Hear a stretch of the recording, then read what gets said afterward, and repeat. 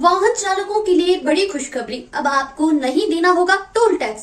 भारत में सड़कों का निरंतर विकास हो रहा है, खासकर एक्सप्रेसवे और राष्ट्रीय राजमार्गों के मामले में इस विकास ने यात्रा को काफी सुविधाजनक बना दिया है। लेकिन इन सड़कों का उपयोग करने के लिए वाहन चालकों को अक्सर टोल टैक्स देना पड़ता है।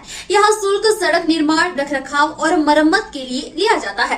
हालांकि अब टोल टैक्स को लेकर एक महत्वपूर्ण बदलाव हुआ है, जो वाहन चालकों के लिए बड़ी राहत लेकर आया है।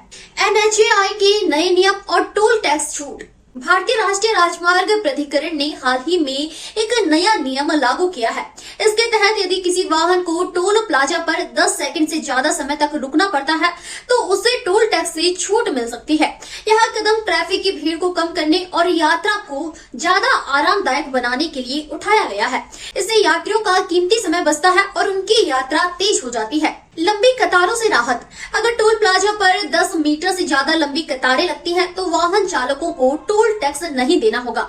इसके साथ ही अगर फास्टिंग सिस्टम में कोई तकनीकी खराबी आ जाती है, तो वाहन चालक बिना टोल टैक्स दिए आगे बढ़ सकते हैं। यह विशेष रूप से उन यात्रियों के लिए फायदेमंद है जो टोल प्लाजा पर लंबी कतारों का सामना करते हैं। फास्टैग, जिसे सरकार ने अनिवार्य कर दिया है, टोल प्लाजा पर समय बचाने का बेहतरीन तरीका है। यह इलेक्ट्रॉनिक टोल कलेक्शन सिस्टम है, जिससे वाहन चालक बिना रुके सीधे यात्रा कर सकते हैं। इसके कारण न केवल समय की बचत होती है, बल्कि ईंधन की भी बचत होती है, क्योंकि वाहन लंबा समय टोल प्लाजा पर नहीं रुकते। टोल टैक्स से प्राप्त धन और इसका उपयोग।